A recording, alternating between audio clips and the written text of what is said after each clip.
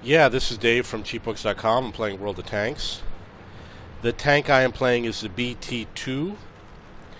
It's a Russian Tier 2 light tank. The map is mines. The battle mode is encounter. I've got a fast reload time, 2.3 seconds. This tank has one of the best guns in the game. You notice I'm going over to the far side because the reason why is if the enemy hides, they're going to hide on the north side of the houses. So I want to be able to get them as they're most vulnerable. Penetration. Enemy armor is destroyed. Enemy armor is damaged. Target acquired. They killed our driver. I got a really good gun on this tank, so I'm going to chase after this guy even though we're going into his territory. Target acquired. Our fuel hit. Okay. Everyone get out. Did not work out. But that's the risk you take. Now, before you laugh and say, oh, you're a crappy player, you know, what I did was being on the front lines, which means that my allies are behind me. When I hit a tank, I get twice as much experience as the guys that are behind me. And the reason why is because I get the spotting damage, plus I get the experience from when I hit the tank. So when you run through, and let's say you get 5 penetrations on a tank. You just run through and you go kill one tank. It's the same as a guy behind you killing 2 tanks.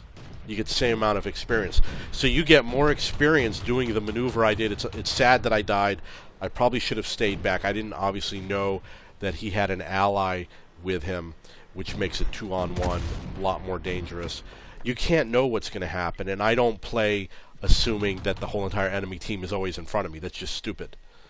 So, what I usually do, you know, I go forward. If there's danger, I retreat. Unfortunately, it didn't work out in this game. I'm going to get into another tank, another light tank.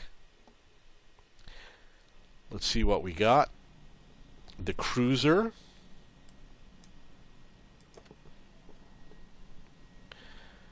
This is another very good tank. If you like light tanks and you like Tier 2, get the cruiser and get the gun that does the highest penetration, which should be around 60, maybe between 58 and 60 millimeters of penetration. That's the gun you want to use. With that gun, you can destroy a lot of tanks. But you really want to experiment because the autoloaders can be good too.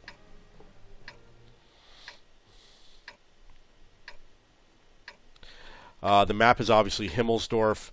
I don't have a plan for this. I'm just going to kind of wander around looking for targets.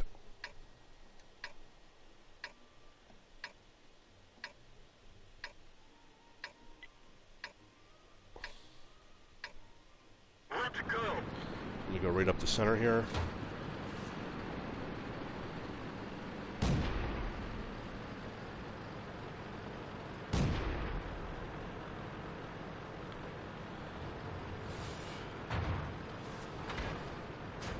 I don't know why that guy had to hit me. I have to go this way.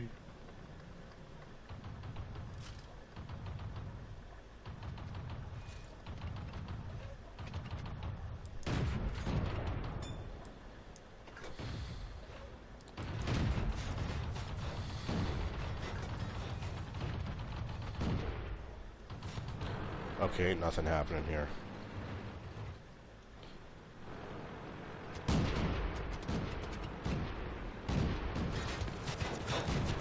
Whoops, that was dumb.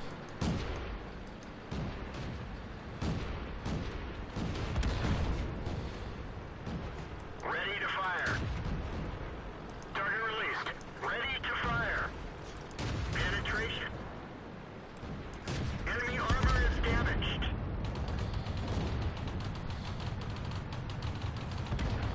That's too bad he was there. I was going to have a great flanking maneuver.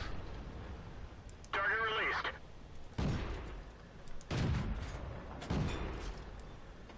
Enemy is hit. Okay. Bail out. This vehicle is had it. Okay, so that's the Cruiser 3. Superior technology. The T7. I really don't like the T7 car. I don't like it when they first came out with it. Okay, so let's see what we got here with my BT7.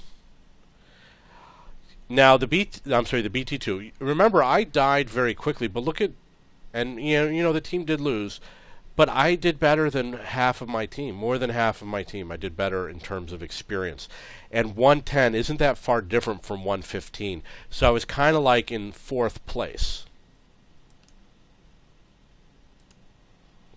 If I had had another couple penetrations, if it weren't that 2-on-1 scenario, I easily would have been at the top for my team. And, of course, we would have won. And there is a 1.5, there's a 50% bonus if you're on the winning team. So winning the game does make a big difference. So we're going to go out again with the BT2. When I was playing Tier 2, I did love this tank and the cruiser.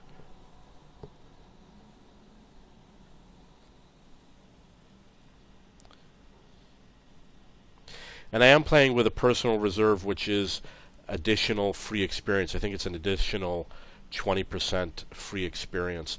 Unfortunately, I didn't get all of the personal reserves that were available because I wasn't playing that much. I had reasons why. But now I am playing. And I only have 3 personal reserves available right now. Hopefully more will come soon. Okay, so I'm going to head to town. You don't want to stay up here because if you shoot, you'll get spotted, and it's very vulnerable to be up here. Everybody will be able to shoot at you.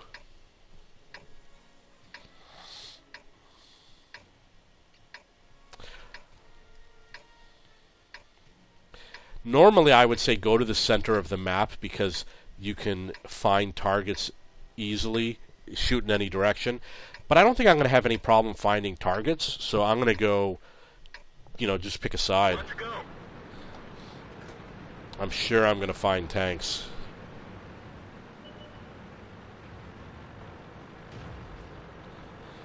And again, you want to be as close to the enemy as possible Permission to engage. to get all the spotting damage. Ready to fire. Enemy armor is damaged. Penetration. Enemy is hit. Enemy armor is hit. They're knocked out. Oh! This vehicle... I don't know if I deserve to die so fast on that one. Obviously, I played everything right. I don't know what happened. Maybe you had seen what my damage was like when before that guy killed me. I don't know. It seemed like he killed me real quick. You can replay and see what it was like. Okay, let's see how we did on Himmelsdorf. Wow, that guy got 680. I got 182.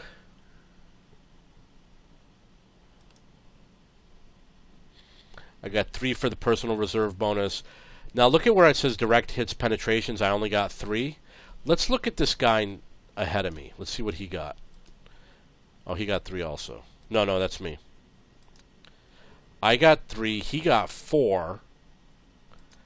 The next guy got 4. The next guy got 5. I didn't get any spotting damage, so I guess it doesn't matter for that tank. Okay, let's get back into a game with the Cruiser MK3.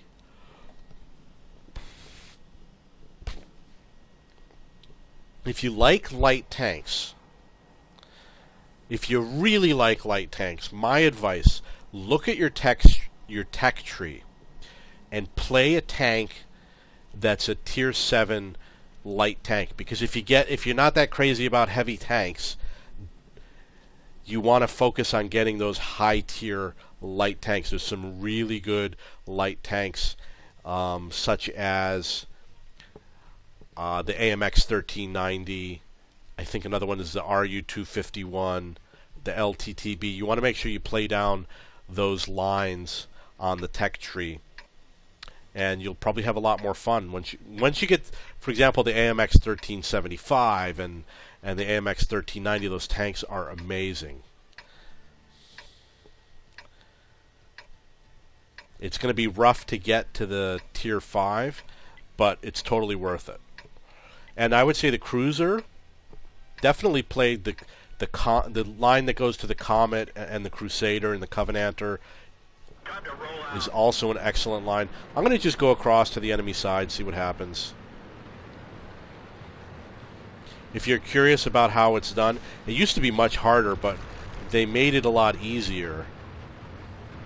Well, I don't know if I should say they made it easier. They changed it. They made it kind of easier for the defense, and they made it easier for the offense. Maybe it's less steep and more exposed. I'm not sure. But it was a lot different before when I started playing. You can go forward over there to climb up the hill, or you could take the road up. You got to watch out over here for tanks that might be behind you. You want to stay as close to the road as possible.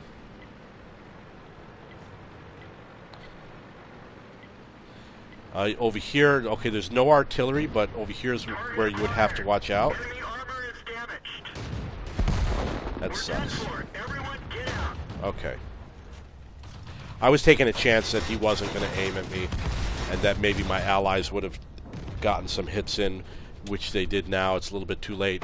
That's the Cruiser 3. I'm going to go back to the garage. I plan to... This is just me goofing around a little here. I'm going to make better videos for all of these tanks that you'll be able to search for. In fact, I already have some. The BT2, I have a game where I had 4 kills. It was like the first game I played with the BT2. I've played maybe 5 to 10 games this week. And I got 4 kills. Had a great game. Okay, so that's the BT2 and the Cruiser Mark III. If you have any questions or comments, please post below.